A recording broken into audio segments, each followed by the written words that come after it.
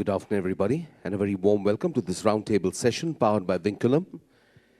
It will focus on emerging revenue opportunities for the e-commerce ecosystem. It's over to Mr. Venkatnath. Good afternoon, everyone. I hope I'm not holding off anyone from lunch.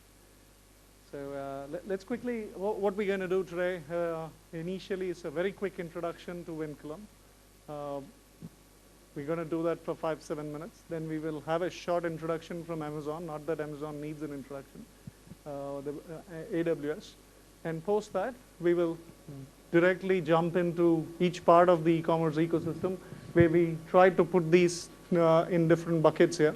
So the way we have put it is retailers are people predominantly without stores. Retailers are predominantly with stores and who are also selling online. We got marketplaces. We have representation here from Flipkart and Amazon. And we have retailers from Max.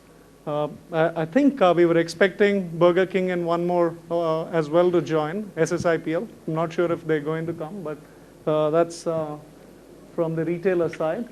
No representation from CPGs, but we are well represented on the e-tailer. So thanks to Unig, thanks to Preetha here with the Label Corp, and any other retailer I'm missing? Yeah, so anyway, we have a good representation here. So I think the CSOL was also expected, but not sure if they're here or maybe they're delayed. So without much ado, let me go quick. That's me. Just a quick background. Vinculum, before Vinculum, I worked with HCL for a decent period of time. So I helped build up HCL's operation, HCL Tech's operations in different parts of Asia, and helped start up the retail and supply chain vertical of HCL when it didn't exist, along with two of the co-founders who helped start Vinculum, Piyush and Deepak. So many, Sunil knows us for a long time. Some of you know, but good or bad reasons, we have spent a lot of time outside India, so not everybody knows us. So I've lived practically the last 20 years outside India, different parts of Asia, Hong Kong, Australia, New Zealand, etc. So live in Singapore, but I keep coming, and more I'm here. I'm coming closer to India. So a lot of customers in India, though, and then hopefully that will keep happening. So as a company, we're focused on enabling multi-channel retailing. The suite of products you see below are all e-commerce specific. Order management, which essentially focuses on multi-channel order management. I'll talk about WMS, which is very specific to 3PL e-commerce WMS. We have a solution for managing all the cataloging issues that marketplaces and retailers face. So we work with someone like AskMe quite strategically closely to keep their catalog clean. So we have a data management platform for that.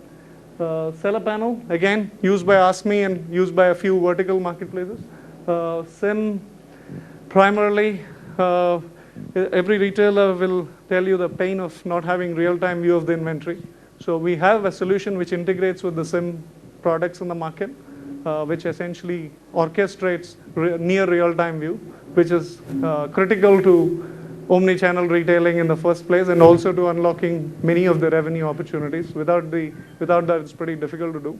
So, but it's a pain point which we see globally, not necessarily with retailers in India. Anywhere you look, people have problem with real-time view of the inventory. Axel is our first partner, investor. So Axel works, and you don't need an introduction. So Flipkart also is backed by Axel.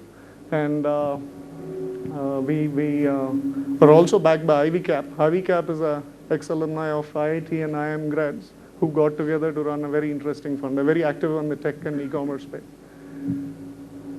So I'll straight jump into this to set the context for the discussion. So the three areas where we work is in the middle, essentially multi-channel order management, e-commerce fulfillment, real-time view of inventory. We think all of these have some very common elements. If we take sellers on marketplaces, essentially sellers on marketplaces want easy ways to sell on multiple channels. Many of them are not tech strong.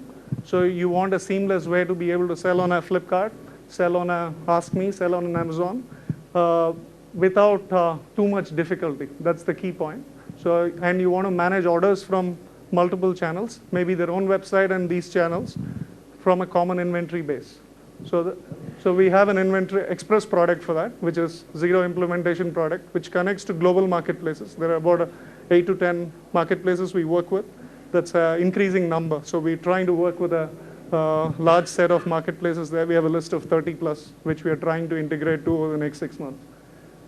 E-tailers, as we go into the next base there, e-tailers need more sophistication than a seller, primarily because they're trying to reach a much wider base of customers. You do need good solutions for order management, but you also need to manage your supply chain far more effectively in terms of being able to reach customers across a wider geography and also to manage returns, right? So when we look at e-tailers, you need a more sophisticated order management solution. However, the key thing here, as long as it doesn't cannibalize, there is a very interesting opportunity to sell on marketplaces. Many of them are doing it. There is also a very interesting opportunity to sell on retail, many retailers. So partner retailers could be the model to go for many online brands. Globally, it's something which is quite effectively used by many retailers. So that's an opportunity to look at. And working with 3PLs means there are many 3PLs who do e-commerce deliveries very effectively. Through them, you can actually reach nook and corner of the country to be able to cost effectively deliver your goods. So that's a genuine opportunity too. And if you go further, there are companies like Jaipur who have done this beautifully, where 90% of their customer base is outside India. They work with cross-border platforms for being able to reach customers outside India. So there is, I'm talking things which are very familiar for people. Pardon me if it is too simplistic, but the platforms like Aramex, for example, you have a local address to deliver the goods to. Aramex is a shipping platform through which you can ship to 65 plus countries in terms of being able to reach customers in many parts of the globe. So Jaipur, of course, targets NRIs because it's ethnic wear. It's easy for them to work with platforms like that to reach customers outside India. So, but that's an opportunity for many companies. One of our customers, Proyog, is trying to work with marketplaces in something like 6 or 7 countries. So they have a business plan to go into multiple countries, sell through marketplaces. So it's an opportunity for many retailers, in my view. So that's something to look at. We increasingly see CPG companies also selling on marketplaces. CPGs are opening up seller portals to be able to go through and reach more customers than they traditionally reach. So that's a trend which we see big time. CPG, sorry, is consumer packaged goods. So Colgate, Palmolive, or Hindustan Lever, or any of them, right? So increasingly we're seeing that, means they're saying if retailers can capture the consumer habits, why can't we say that Venkat buys 2 razors every month and breaks 4 toothbrushes every month? So why don't we send it straight to him every month, right? So save the trouble for him. So things like that is easy to do, and what is very obvious is to sell through a marketplace, but they're also opening up portals to reach customers direct. So there is interesting opportunity there as well. And if we go to retailers, of course, retailers are the good old boys, and Sunil will tell us that, look, we want everything, but we won't spend. So, so the challenge with retailers is you have older systems, and you have customers who are possibly going off to all other parts of the ecosystem. So when we look at retailers, there is does it mean that, I know we are talking omni-channel, definitions vary. So I see it as 2 loops. There is a closed loop where you're orchestrating a consistent experience for customers between your online presence and your offline presence and trying to make it more easy, more convenient for customers. That's the classic omni-channel, the way I understand it, which means I want to look up inventory before I shop. I want to go to a store, and the sales associate should be able to close the sale if the item is not there through another store where the item is there, ship it to my house, or reserve it for me so that I go pick it up, right? So things like that I would expect as a customer, right? But these are all things which don't necessarily give you more money directly. Hopefully it results in brand loyalty down the road, but does it give you more revenue? Well, there will be some winners, but there will be a lot of people who will be down the wayside. That's my take on it. But there is the open loop where there is a genuine opportunity for retailers. You can onboard retailers, get them to sell their products on you. There are interesting niche brands who can sell on your shops or on your website. You could work with marketplaces. You could sell on a Flipkart and make sure there is a shop-in-shop concept on the marketplace. You could piggyback using 3PLs to do e-commerce deliveries much more effectively than go and change all your systems, because you are historically the products you use, the bigger products, SAP, Oracle, or any of them, or your own applications custom built are all B2B-ish, no matter what the companies may say. So there is a lot of customizations to be done to make it work for online. So there is a genuine opportunity to see how you can work there. You can, other than that, you can also fulfill marketplace orders through the inventory in the store. So that's again very interesting. So I know I'm getting accused saying that I'm overshot because I enjoy talking about this, so I just go off. But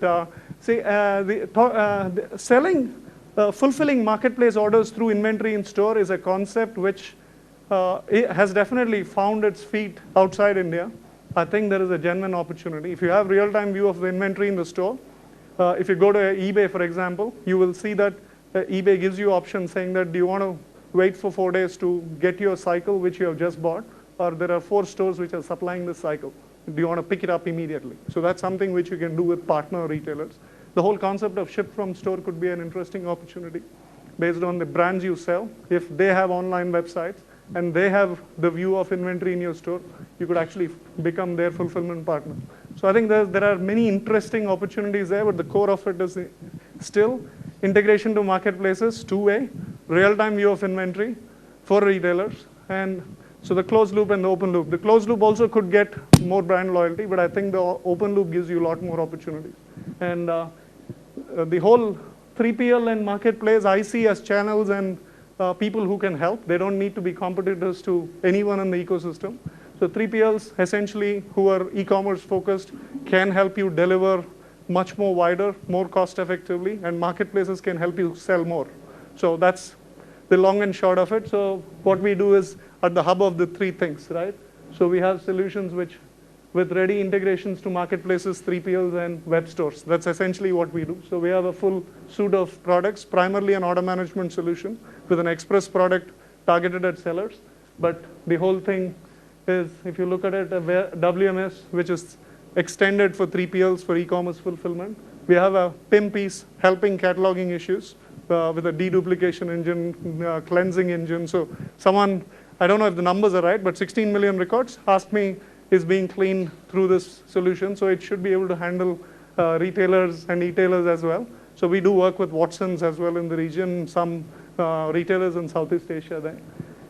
And there's a seller panel and analytics there, an operational analytics too, just to say what products are selling, which categories are selling, how do you manage your thing better. So that's it. I don't want to spend any more time on introduction of the company. We'll go jump in straight. I've taken some of your time, right? So that's Chandra. I'll let him just talk about AWS. All right. So I don't know if you can do it up here. Do I need a mic? There is a mic here if you want. Because, yeah. I wish I had a suit. Now, this is the first time I feel I had a suit, you know. So, but nevertheless, so my name is Chandra Sankolkar. I lead West for Amazon's business. That is the AWS part of the business, right? Actually, you need to flip the slide deck. You need to flip the slide deck, or is it? My deck is somewhere here. So just to introduce myself, 21 years sales. That's it, right? So, you know, that's all I've been doing. What I'm going to talk about today is essentially infusing agility in business with AWS, and I'm going to talk about some trends that we're seeing. I don't mean to be preaching to the converted, because most of us are actually using AWS in this room today. But what I'd like to talk about is the true reasons why people are going onto the cloud or onto AWS, so that and all the new stuff that is being rolled out, all the innovation that is rolled out, if you can actually take a step back and say, is my infra, is my IT service agile enough to actually get going on whatever I'm planning to do on the omni-channel, on the multi-channel, or on the e-commerce space that we're heading towards. So, this is Amazon.com. Most of us have heard of it. Most of us have shopped on it. Interesting, anecdote. I was presenting to one of the partner forums, and I asked them how many of us have not heard of Amazon.com, and nobody raised their hands up, thankfully. So I said, what is Amazon.com? And one guy, put up his hand and he said, it's a cool tool to save my skin when my wife is upset with me. So I thought that was a damn good definition, so I thought I will share it. But the question that we get asked often is, what is Amazon.com, an online bookseller, doing into cloud computing? What are you guys doing in cloud computing? So the explanation for that is fairly simple. We at Amazon have a long history of innovation, and what we do is we reiterate on whatever minimum viable products or ideas that we have. And after a decade of running a very highly scalable, available, and secure website called Amazon.com and the e-commerce portal, what we realized that we had a core competency in running deep into the stack, right, into the plumbing that makes up that website, into the plumbing that makes up whatever we are agile for our customers. And those loosely coupled services, we decided that we could offer to a completely different set of customers. And therefore, we decided to go into what is called as cloud computing. Now, what really is cloud computing? Essentially, it is the on-demand delivery of IT resources on the fly. Pretty much like switching on the lights in this room. When we walked into this room, we switched on 2 lights, then we switched on the projector, we got the AC on, and when we go, we're going to power them down and switch them down, and we're going to pay for only what we use. The hotel's going to pay for only what is going to be used at that stage. Pretty much like that, right? So it's defining how much compute, how much networking, database, how much facilities or infrastructure that you need, and you pay as you grow. You pay for only what you use, and then you shut it down when you don't use. And you don't need to guess capacity because you can scale out technically, practically, infinitely on this front. Now, we believe that cloud computing should have some following characteristics, and this should align with the business pretty much in terms of what we're trying to do. Just wanted to kind of give you a brief 1 minute on this front. One is that it should have no upfront investment. So you shouldn't be paying for the dam when you want water. You shouldn't be paying for the grid when you want electricity, right? So it's completely no upfront investment and low ongoing costs. You should get the benefits of the increasing scale, right? We at Amazon work on this philosophy known as virtuous circles, and it's embedded in every business that we follow, whether it's the retail business, the Kindle business, Amazon Prime, or AWS. So as we get more and more customers, and we've just clipped our millionth customer worldwide, we have tens of thousands of customers in India right now. As we get more and more customers, we get more economies of scale. Now, in the old world, we could either choose to drop our costs and book that as profit in the old world. But in the new world, you pass it on to the customer, thereby building a virtuous cycle. As the prices drop, you get more and more customers, and thereby more economies of scale, and thereby, so a classic retail model. We've got retail into IT because that's what our DNA is. We have that operating skill, and we have that focus. The other thing is no need to guess capacity, go global, reach, and you focus on your business rather than managing the muck, right? So we manage your racking, stacking, data center, cooling, power, OS hardening, and things like that. Things that you guys probably don't even want to get into, right? So we manage all that so that you can focus on your business. A couple of slides. It's totally secure, right? Nobody can hack it. Yeah, I mean, so security is our number one priority, right? Because if we're not secure, we don't have a business. So that's where it is. We have a number of examples and a number of accreditations to that. So we can talk on that as the discussion goes on. Interesting slide I picked up. I don't know how relevant because a lot of us are from the new age industry, but this is what you guys are doing, right? Essentially, if you see the sinusoid, this is it shows that the average lifespan of top companies is shrinking, and also says that by 2027, all of this S&P, 75% of S&P 500 will be replaced, and this is a real trend. This is a plotted trend. Just a thought to consider. Yeah. So this is what McKinsey says, right? Companies have to disrupt themselves to kind of get ahead of them. If you don't disrupt yourself, somebody else will probably do the disruption for you. So that's the thought behind this. This is another thought proof point of disruption, right? I saw this about a month ago, right? It's a beautiful slide which says that today, Americans trust tech retail firms more than they trust the banks. I mean, this came out and made a bit of a flurry around this, and I believe this is a short sign of creative disruption, creative destruction that's happening around the thing. Now, the philosophy that we follow, and this is important, is that, today, see, disruption has been on for every industry. We don't see Kodak cameras anymore. We don't see, if I may call it, Blackberries anymore. We don't see postal email anymore, and so on and so forth. But today, what has happened is, today what is happening is, whatever can be digitized will be, and digitization has only accelerated that whole process of disruption. Now, innovation is clearly moving to a formally organized project. I'm going to leave you with this, saying that gone are the days of the old business plan, right, where you had to make a capex decision, and then you had to work with everybody, work for 6 months, and make a business plan and see that it works, right? And you spend $1 million finally, and then you pray really hard that it works. Those days are gone. We moved into a concept of minimum viable product, which is what is the minimum hypothesis, or what is the minimum requirement for me to test this hypothesis. And once you've done that, you moved into a pervasive innovation culture, which is essentially being unleashed as a default mindset today. So that's something that the cloud unleashes, because of, for innovation to happen, two things have to happen. You've got to try a lot of experiments. And if you're pushing the envelope, many of those experiments should fail, if you're really pushing those envelopes. But at the same time, you shouldn't have to live with the collateral damage of a failed experiment. So I'm going to stop here on my presentation, and we'll carry that on with Venkat. Thank you. Collateral learning. Okay. Thank you for that. Rishi, do you want to take the lead in terms of what do you see as the opportunities for e-tailers and retailers to work with someone like yourself?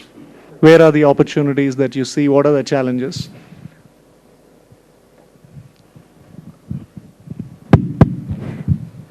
Yeah, so let me start by saying that you would experience that over the last 6 to 8 months, Flipkart has been really changing the philosophy of how it has been doing business, and more focused on my category. We used to be about 70% selling from a buy and sell model. That means Flipkart was trying to make money from buying goods and selling at a profit or a limited margin, and then therefore trying to make.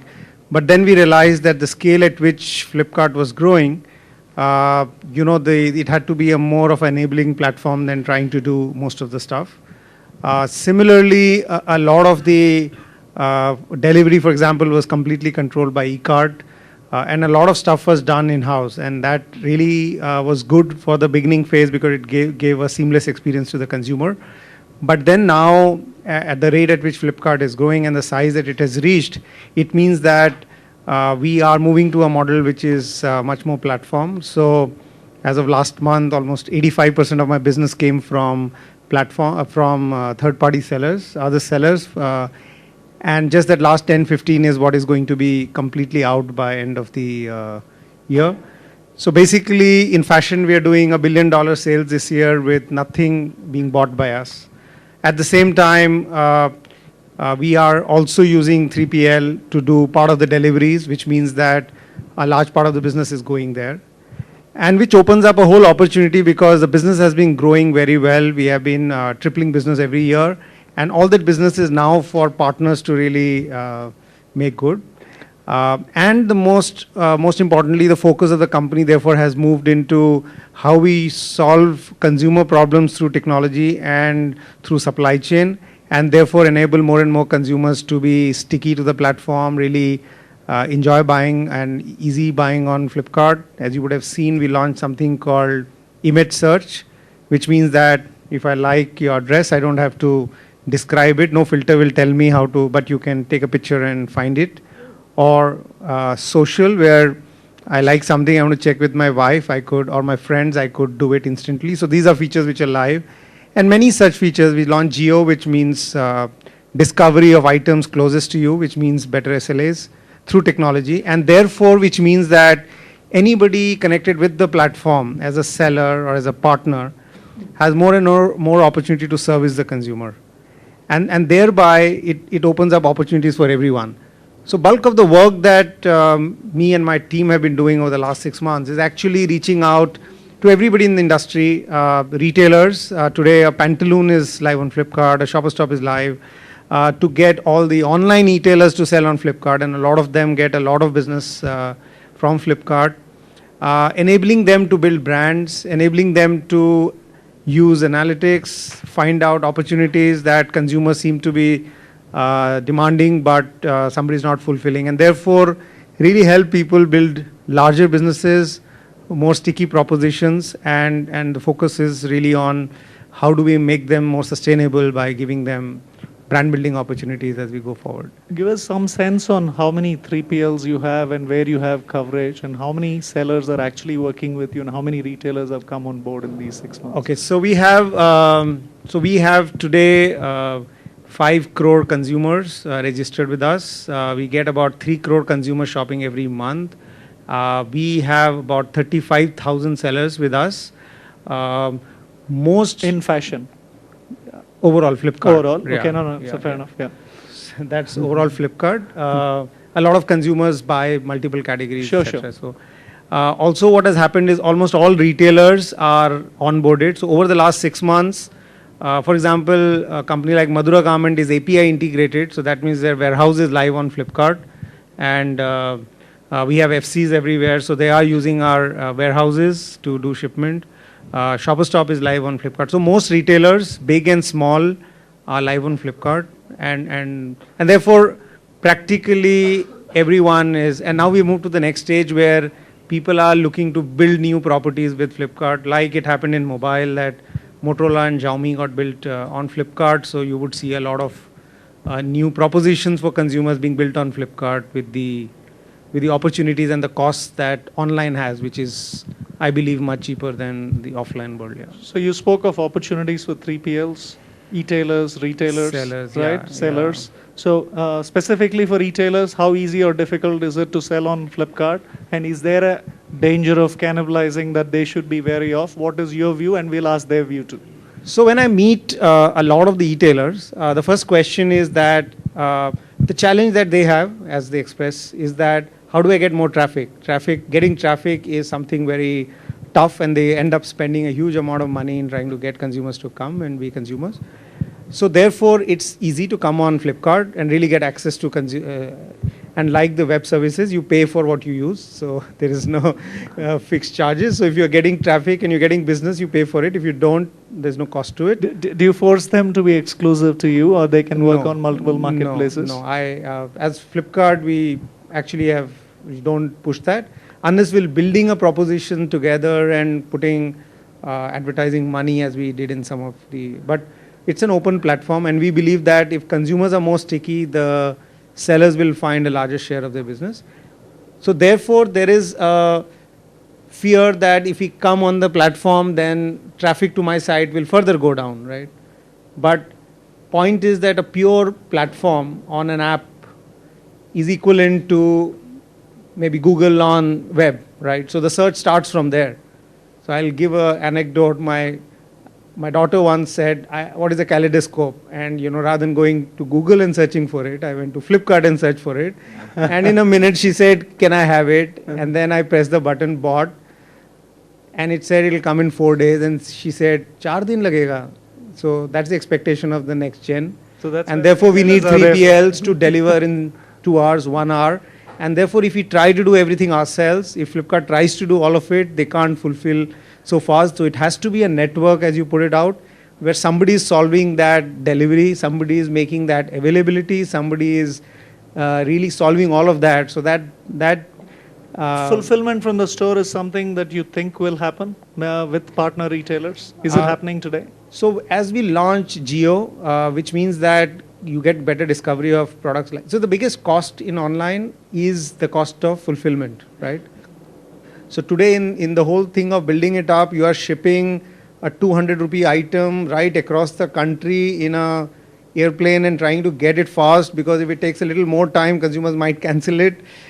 So as you solve for more local availability, it helps the retailer in a massive way. He has already committed stock.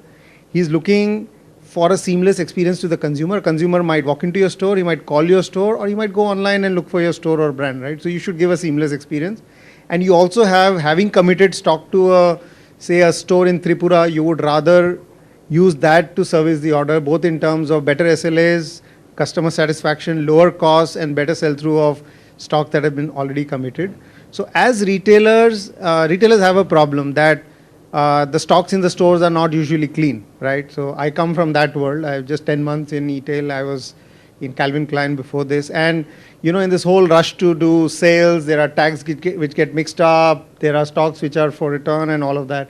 So as retailers build their whole omnichannel strategy and make their stores more ready for online discovery of items, I think, and we move more and more towards marketplace, I think the both are going to meet in a 6 to 8 month scenario where both see a great opportunity. I've cleaned up my store, my inventory is short, cataloged, and I want discovery, and the discovery happens through a marketplace, which could be ours or someone else, and the consumer gets a seamless transaction. So, Preeta, do you want to add something there in terms of what happen. you see as possibilities and where you think are your challenges? So I'm not going to be as articulate as Rishi. First. Secondly, we're barely 2 years old. Just 2 minutes, So- you explain about the company as well. So the That's- company yeah. is called the Label Corp. We have 3 brands that we're trying to build, which is the home label with Suzanne Roshan, the closet label with Malaika, and the third being the trunk label for accessories with Bipasha Basu. We're rebranding. So we're going to be called the Label Life from October 1st. So it's all confusing. So all 3 stores come under one sort of storefront. So we're too new to really delve into as many, categories or whatever that he spoke about. But for us, our instant issue with marketplaces or with, the big 2 are or have been driving not just the audience but the right audience. So we're trying to sell our product only online. Hence, we're also trying to create this lifestyle sort of environment, right? So could be the same blue dress that you'd get on a Flipkart, but we add layers to it. It's curated by a celebrity, then it's styled in a particular manner, it's priced at a particular price point. The minute we enter, so we had an exclusive partnership with Amazon, but what ends up happening for us is then we are now placed alongside, 20 brands that are honestly unknown and 20 others who are really well known but are discounted like insanely. The sort of environment that hence we are placed in ends up becoming something that we are unsure of, which then, to give you an example of a brand abroad, because we honestly don't have a brand in India that we can, so we are trying to build another and Biba, Good Earth, etc., which we're trying to explain, but we're only selling it online. So what ends up happening for us is then what is the right environment to be in, Should we be on an Amazon? Should we not discount and be on an Amazon? Should we be on a Myntra, Jabong as verticals? But we also have a home category, so we are going to launch furniture soon. So just for us, the challenge is not really driving a customer because we'll have to pay a lot of money for it, but eventually the customer will shop with us and maybe we create something different for a Flipkart or an Amazon because, again, to give you another anecdotal, so we sell swimwear and we sell almost 50 pieces of swimwear a day, which I doubt any other brand in this country sells because we make really beautiful swimwear. We don't make sporty, athletic, etc. swimwear. We actually make dresses for women, but that they can wear to swim in, right? So it's a fabulous, we have about 100, which seems really small for you, but 100 styles on our swimwear category. Now we gave the same sort of width to a marketplace, but we didn't see the same sales. Obviously, so it's a completely different audience that's being driven, but the challenge is how do we match the two? How do we not make you guys discount? And in our case, I feel like the customer is willing to wait. This is because we have no scale yet. But would I order from a marketplace the same product? Do you possibly have a very small set of SKUs which you will have on a marketplace? That may be the way you do it. No, actually, we're offering the same width. Maybe we offer a different set.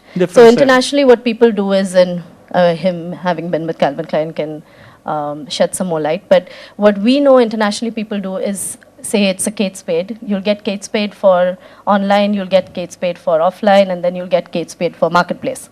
So everybody offers a different price point, a different offering. Okay. So you will still come online to get something. You'll still go to Amazon or wherever to get something. So for us, the fulfillment is, dur ki baat.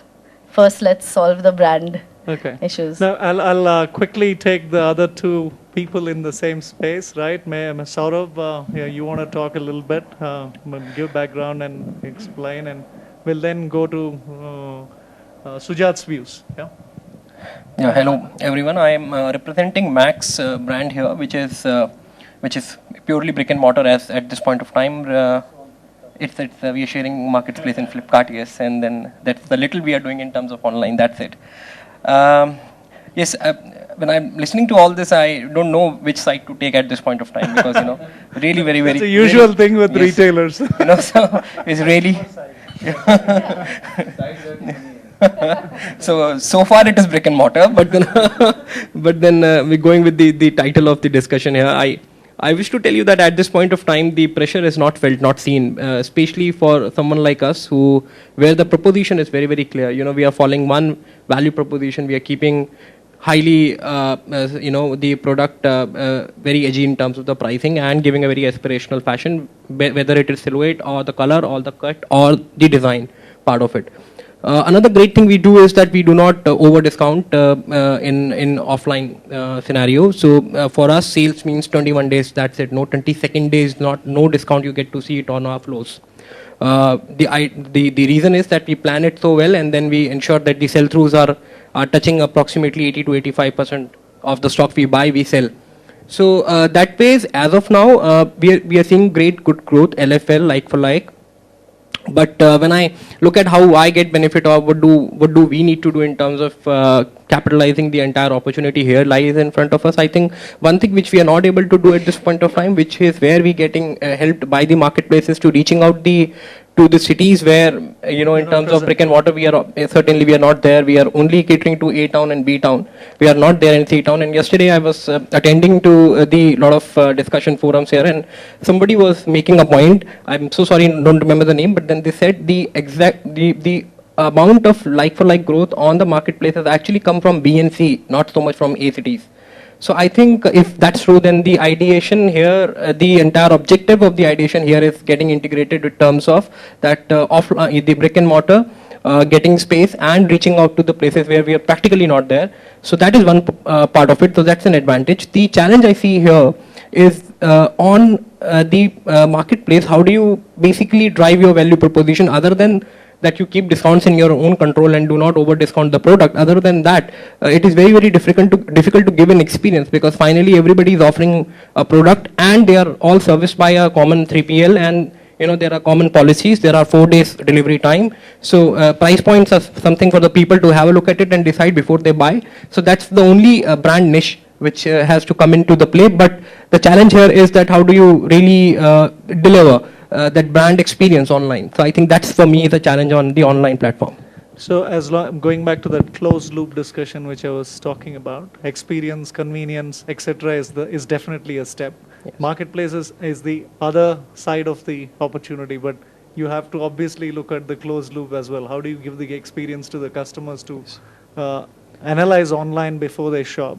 That's How right. can you give them a better experience of researching, coming to the store more informed, better prepared? But anyway, I'm just talking from what I think as one of the key steps there. So we'll go logically to Sujar to see if we can get something out of the fashion group first. I'm sorry that we're taking time for the other groups, but I just wanted to logically close that group. Yeah, sure. I think ours is comparatively a confusing model, right? So you have retailers, e-tailers, and marketplaces on top of them. We even sit on top of marketplaces. So right? you're the one who has figured it out day one. Yeah, it's not confusing. So yeah, so there's no similar model that exists either in India or even outside, right? So basically, how we started was we wanted to be a personal styling and personal shopping. One line maybe, sir. Yeah, in sure. terms of So- people who may not know you, one line. Yeah, so Vunic is a personal styling and personal shopping app for women. So what we do is we allow women to shop fashion that suits them, that suits their body, whether it's the body shape, skin tone, height, etc. And also their lifestyle, their personality, their budget preferences, what's trending in their locality, etc. Ultimately, it's a store that customizes itself depending upon the user, right? Differently for a Chennai housewife, differently for a Mumbai college girl, and it will be different for a Delhi working woman, right? So we are primarily a tech company. I worked at Amazon before 7 years. So the way how we have been operating is what we said is to provide ultimate personalization. We need to access any selection that is available. It could be a marketplace such as a Jabong or a Snapdeal or Fashionara, or it could be a seller who is selling in Surat, or it could be a physical store. We said like let's not divide this. All our selection.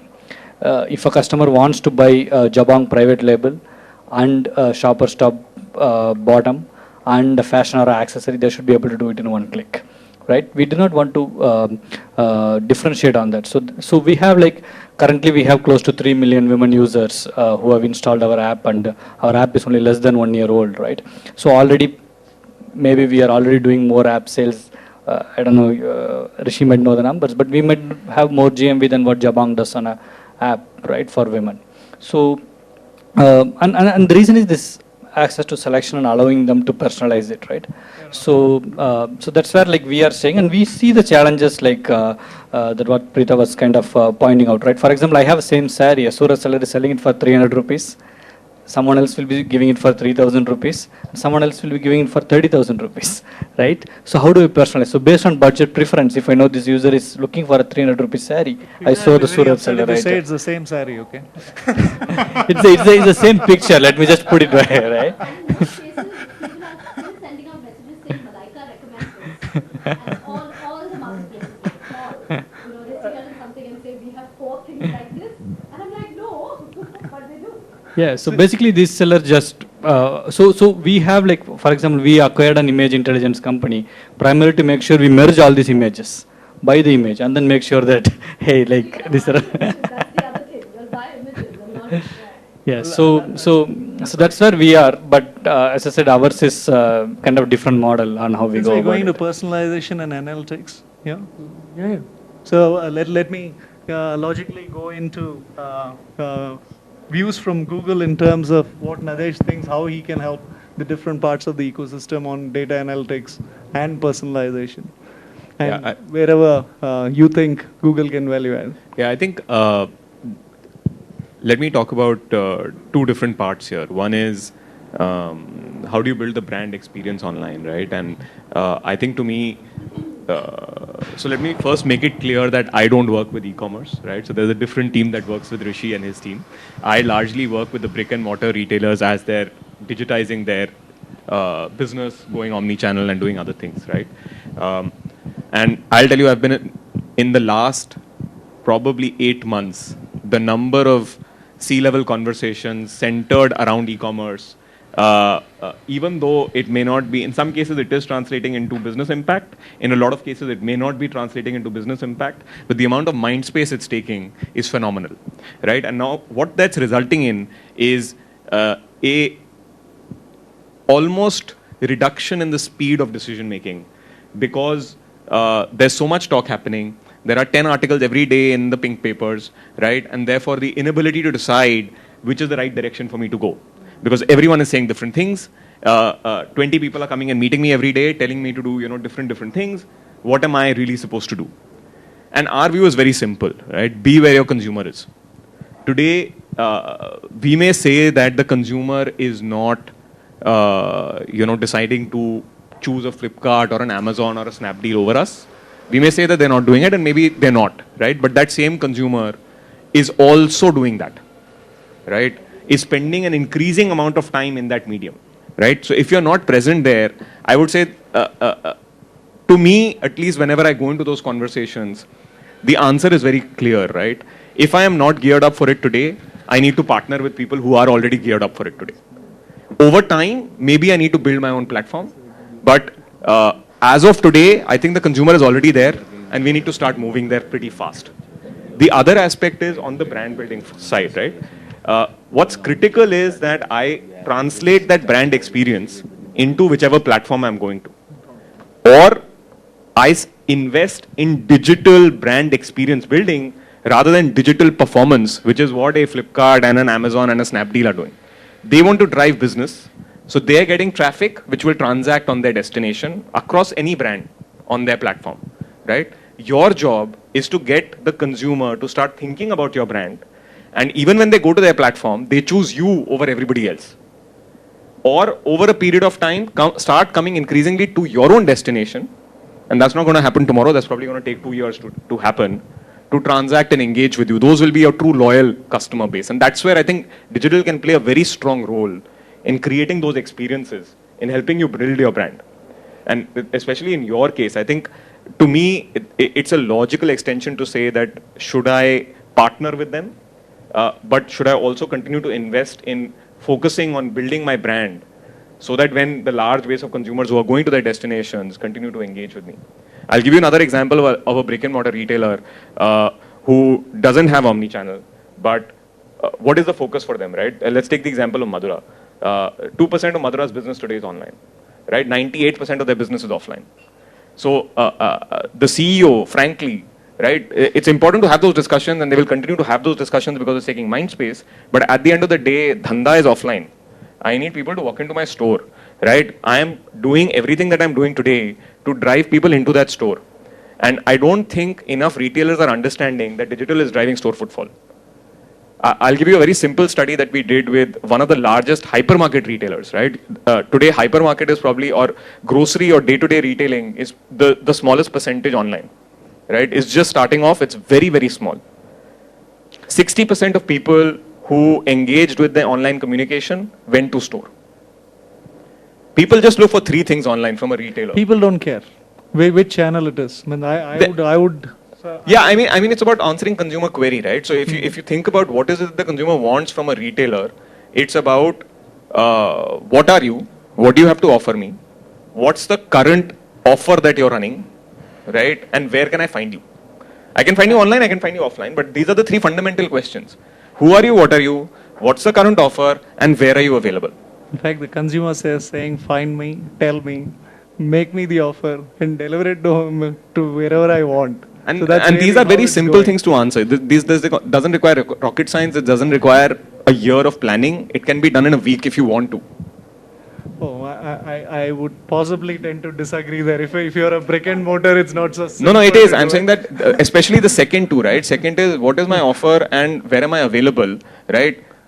Every week, every single brick and mortar retailer knows their offer of the week, right? They are doing some offer or the other. They're coming up with a print ad, they're coming up with a radio campaign, they're going on TV, right? They know their offers. Can I forget about something simple as taking that print ad and putting it on one destination, yeah, that at least the consumer gets to know what the offer is. Today, even that's not available. Your store locator on maps, as simple as that, right? So, I mean, start small and then build on top. There are a lot of things people are doing. Like in everything, there are various grades, right? So let's hear the view of Amit. I'm sorry that again, it's taking time for us to come to the rest of the panel. It's So, like interesting. I'm all right. Thank you. so Amit, again, 1 minute, just for anyone who doesn't know you. What are the things you take care of?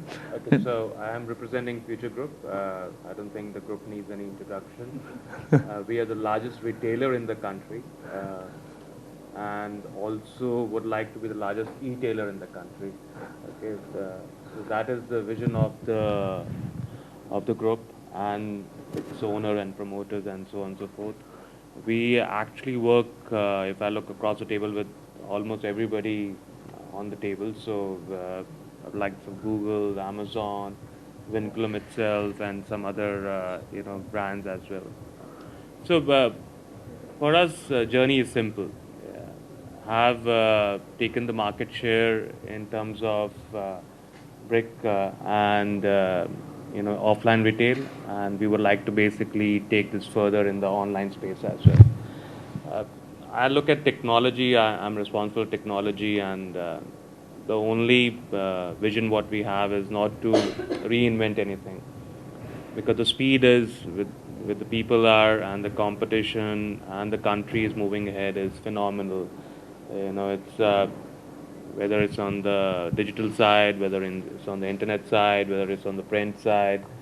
Like the partner from Google said, everything is about mind space. People do not talk about politics. People talk about e-commerce. So people don't talk about country problem, but they talk about what's the best price you got on Snapdeal or Flipkart or something like that, and who's doing pretty well. So technology is driving all that, and it's great. It's great for the country, I would say. It's resulting in a lot of awareness, and India basically is moving quickly from being a developed economy to an emerging and a fast-moving economy. And I think it's a great time, and it's a time of disruption and change, and I'm sure technology will bring in everything possible. Yeah. So, Shanu, what is your take on that? How difficult has been your journey? You're a manufacturer. You're starting off to go on an omni-channel journey. What are the challenges that you have faced as a retailer? Hello. So, I think for me, the challenges are more... Yeah, okay. So I'm setting up e-commerce for Godrej Ontario. It's the largest furniture brand in the country, both in B2B and B2C space. And it's Godrej, as all of you would know, is more than 100 years old company, and the biggest challenge is the mindset of people who've been working for years in the country. In the company. I mean, it's more of internal rather than external. So it's plain and simple that all we know that any manufacturer who has retail presence, like we have about 250 odd stores of our own, and then hundreds and close to 1,000 dealers selling our products. So again, so they have an ambition. So inventory-wise, you're going to have a common inventory between online and offline? Those are the questions and still need to be addressed. And okay. I am for common inventory. In the omni-channel again, right, if customer is there and if there's a sales order, if you have inventory lying somewhere, you need to entertain the order. Do you plan to work with external 3PLs to reach customers, wider reach of customers? Is that something on the plan? So it's still evolving. I can't talk about everything as of now, and that will not be the right thing. Forum to, whatever you can talk, yeah. Sir. I mean, I'm just giving leading questions. I know, I know. So it's been 7-8 months, and I've been evaluating technologies, and we have like most of the brick and mortar guys are trying now to have an omni-channel presence, and of course you can't achieve omni-channel, everything is good, and you need to provide integrated or unified retail experiences to your customer, whether he's online or offline. And now a customer journey is not a linear, right? I mean, they just see an ad somewhere and go to the store and buy. I mean, they try different things during the entire journey, right, from the exploration phase to the fulfillment and feedback. They go to your different channels, right? Your store, your call center, your mobile app, or your website. So you need to be present everywhere, and to deliver those unified experiences across all your channels, you need to have a robust technology, robust plan, which can't be achieved in a month's time or in 6 months' time. Culture, process, and technology I think, are the 3 points. Yes. So which you need to bring on board internally. Yes. So I'm trying to set up the culture first. Okay. So I'll go to Ankit first from Ask Me Grocery. So first question is, how are you guys running groceries so profitably? We are running grocery, but the second part still needs to be. And what are the specific challenges of grocery? How many partners do you work with? Which countries are you in? Maybe a little bit about that too, yeah. We are currently in India only, and within India also we have launched Delhi NCR right now. And but now yes, we are expanding like anything, so we'll be there in say 27 cities by the year end, by the calendar year end. And like the grocery goes, as it's local, so we are also hyper local.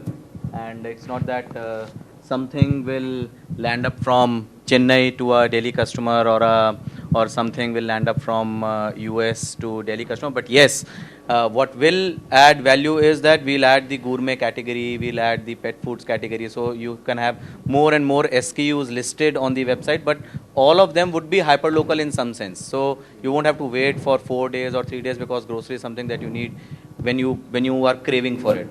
So we are working towards that. So we have a model built around that.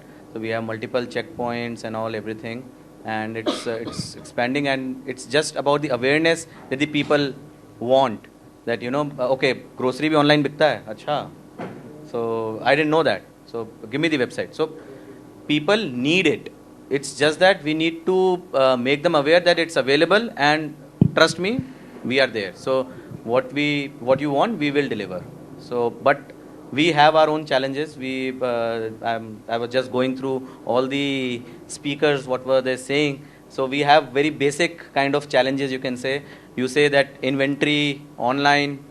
So I'm still trying to figure it out how kirana wala can help me out in putting his inventory online, and which is because he has own sets of habits, his mindsets. Maybe he can do it, but he doesn't want to do it. Maybe it's because of he doesn't want to show off his sales, how much sale he is doing. That's a basic habit of that kirana wala. Or maybe it's very difficult for a kirana wala to list 4,000, 5,000 SKUs, daily price upward, downwards. So it's a very big issue which is going on, and which needs to be tackled by the technological companies. So they have to provide a good seller app or a seller panel which can work in this particular thing. So I should take a brownie for that Yes. you use our seller panel for all the sellers. Thank you for that. So there is immense opportunity there. So you have 40,000 plus sellers in Ask Me? Ask Me, yes. In the grocery? Yes, Ask Me grocery right now we have around 200 sellers in Delhi NCR alone, and we are tying up, so we'll be close to 1,000 I think by this month end itself. Okay. So do you want to add something else? Yeah, and one point more that I would like to add is that the 3PLs that you were referring. So in hyperlocal, I don't think so that the 3PL makes that immense sense. You'll have the last mile fulfillment guys. So last mile fulfillment. I'm classifying that as well. 3PLs and last mile fulfillment. So last mile fulfillment, if it's hyperlocal, it needs to be in-house, so for a better management and a better control. So otherwise it can go out of control. That's our take. Hi, my name is Amit Nigam, and I am the co-founder of Ask Me Grocery, best@lowest.com. So first of all, I would like to say to Venkat that selling the seller panel would be easy, but installing at the Kirana store won't be that much easy for him. Okay, so that is the major challenge that we are facing right now. That to make him understand that okay, he needs to implement this and just pay for that and all that is easy, but automating the things in this kind of an unorganized atmosphere that is there in the grocery, that is the biggest challenge. And if you solve that, you are the king. Yeah, so that is the biggest challenge. Second, I would like to add that since we are sitting in this India Omni-Channel Summit, so I would like to add that as we move forward, things would be more basically e-tailing and retailing will combine, and that is the way forward, and that is what we are looking at, and that is what we decided when we started this venture, that this is the way. So basically we are enabling retailers in every sense to make them more and more online, and maybe we can think about that seller panel and all that. We have to discuss that with you after this meet. So, Kanwa, thanks for flying in all the way just for the event. Thanks a lot. So maybe a couple of lines on Vestige. Vestige is a scorchingly, fantastically fast-growing company. Yeah, good afternoon, everyone. My name is Kamal Bir Singh. We started Vestige about 11 years back, and we are different from retail. We are a direct selling company. I have a distributor base of 40 lakh people with me, and I have about 210 offices and 3,500 exclusive stores of my own all across the country. So where do you see the opportunities of selling online? Do you see partnering with marketplaces as an opportunity? Yeah. See, the idea of was that we want to get into Vestige Best Deals is something which we've just registered. Whatever I cannot sell in Vestige, Vestige sells wellness products. But there are things which I cannot sell because of my model and because of the price and the competition. You know, India is a very price sensitive market. So what we want to do is we want to get into marketplace when sell everything which I cannot sell through Vestige, like electronics, you know, your groceries. I have a customer base which comes to my place, buys it every month. I have an active people of about 15 lakhs, which means they've bought something from me in the last 3 months, which is a big base which I want to encash it. And I've been talking to Piyush and ridiculously profitable company, right? See, I would say we are a cash-rich company because we don't give any credit at all, and we only work on cash business. You pay me, I'll give you the products. Otherwise, I don't give you any credit. And we've been growing with the rate of, I think, 100% every year on year. And the last month, again, it was the 38th month in a row where we did a record-breaking sales. This year, if I look at the trend, again, we are doing better than last month, so we're happy. Apart from the problems which, because of the government change which is happening, like with the imports and the Make in India concept, we invested so heavily into setting up our own plant because of the Make in India.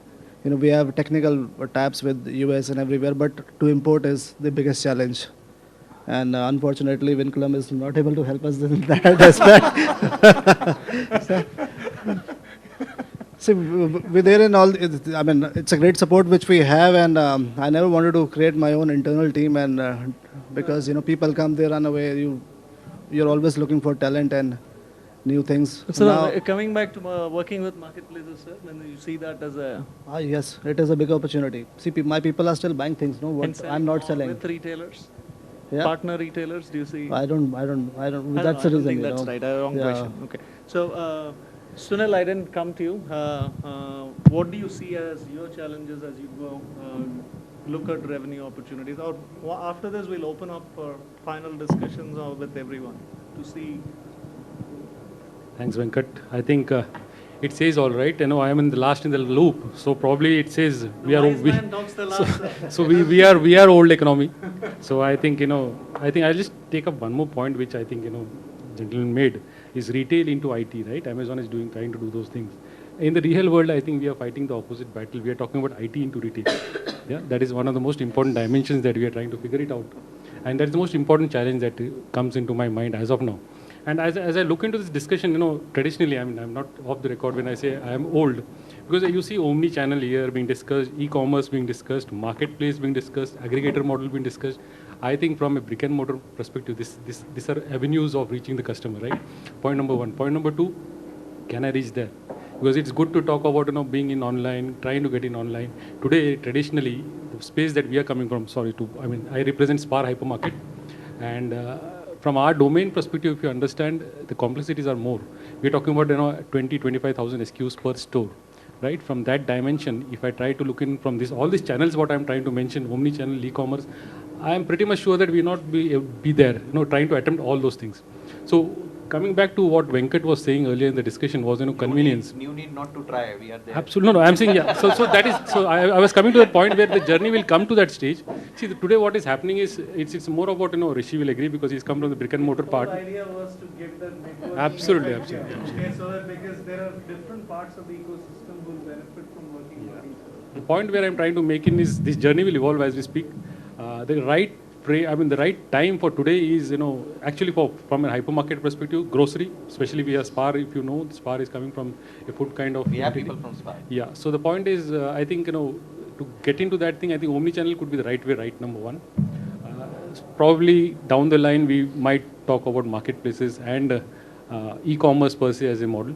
But the important definition that we need to understand today for a brick and mortar guy is, manage your top line as well as your bottom line. That is the key, right? I mean, we can all talk about, customer at the end of the journey, but today I have a challenge, servicing those customers.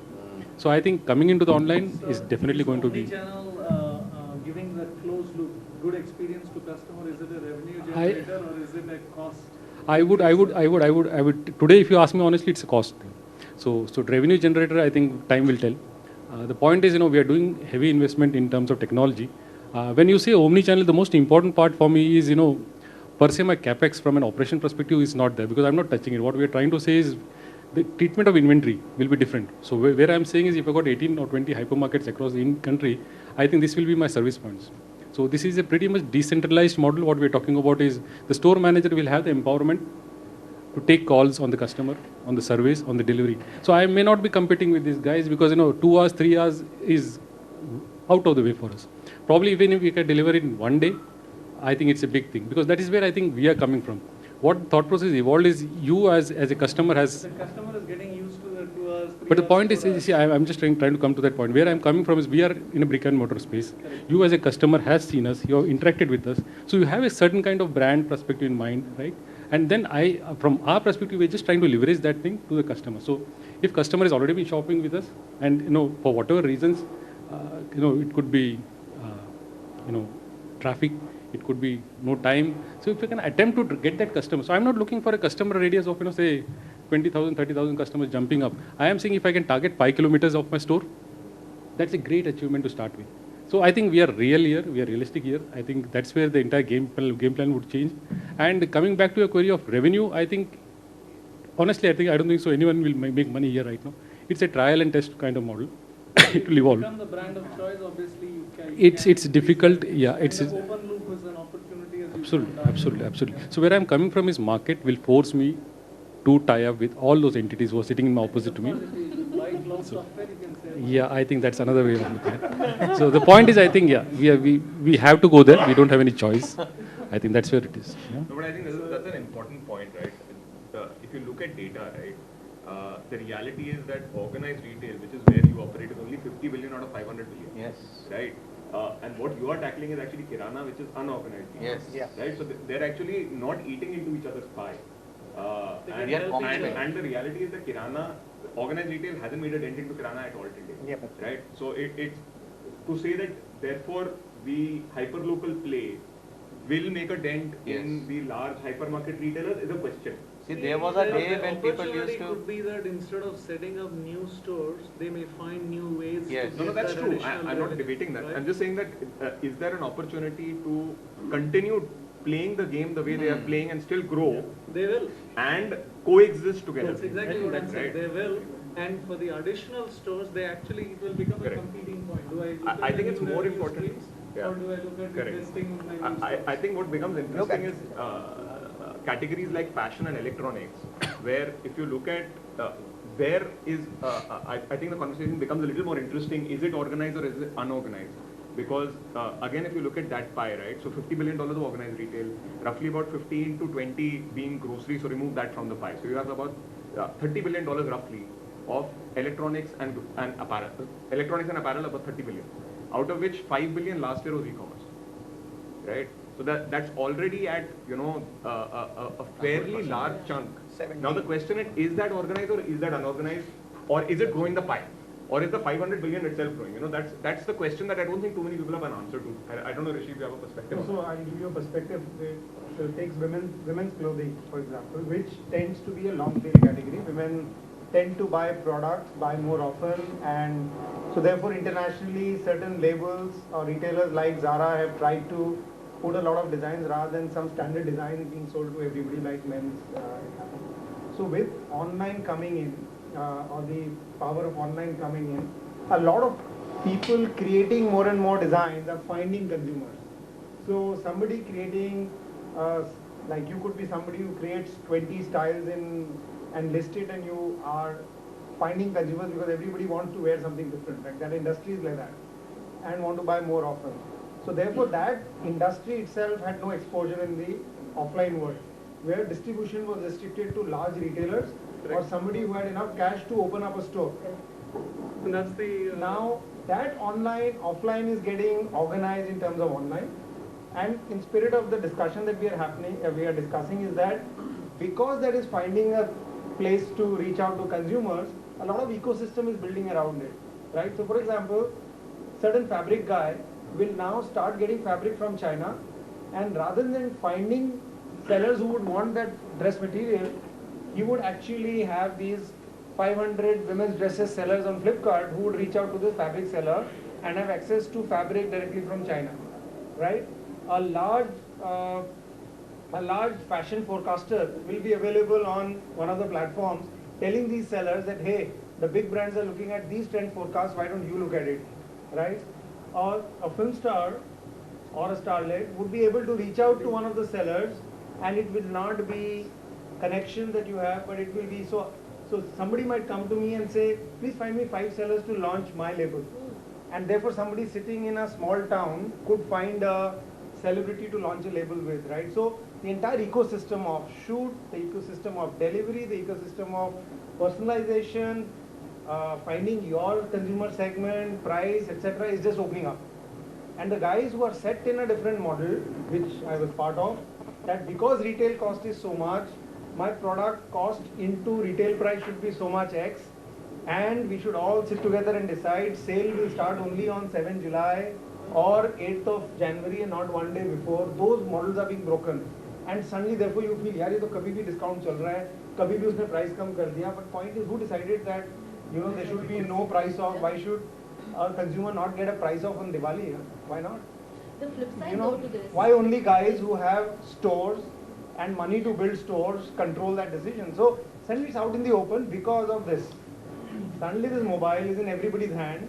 It has touch, it has a camera, you have 3G connections, it is a smartphone, and you can reach any product anywhere when you want. And then, so are we solving for him is the question you all have to answer. It's just a device, and that has opened up choices for consumers, and he does not need to drive to a mall only to get what he wants. So those are the changing phase of India and or the world. Chandra, I didn't get the opportunity to involve you. Is there areas where you can, what we have not covered, maybe one or two things? We have covered everything, so, and I'm not an expert in that area. So I used to head the Dell Technology Center at one time. So we all speak about analytics and cloud and everything, right? So the startup which I guide does a very simple thing. It has sort of democratized the way you deal with analytics. You ask question in simple English, it'll show you graphs and charts with answers straight away. It's a disruptor and it can help in a big way. Whether it's brick and mortar or even very cutting edge online guys, it can help everyone. Okay. That's what I'll say. And everybody has data, they don't know what to do with it and what it really shows. That's it. And I know we are all getting hungry for... You can meet people, sir. And I'm sure because it sounds very interesting. Not just the sound, it is interesting and it's a reality. and closing comments in terms of, we have spoken various things, but if there are learnings, do you want to take somebody's I think, and we can open it up to the team. And the point I think, where we are coming from is driving to your point was, I think we need to be there. I'm talking from a brick and mortar perspective, and especially for, from an hypermarket where we are talking about, ranges across apparels, electronics, we're talking about fresh merchandise, fresh goods. So I think it's one of the ways of reaching the consumer, giving one more option to the consumer, saying that, look, we are there. As you said, I think the online presence, be it marketing, be it conversion of, my bill revenue kind of thing, everything has a perspective in mind. So I think definitely we need to be there.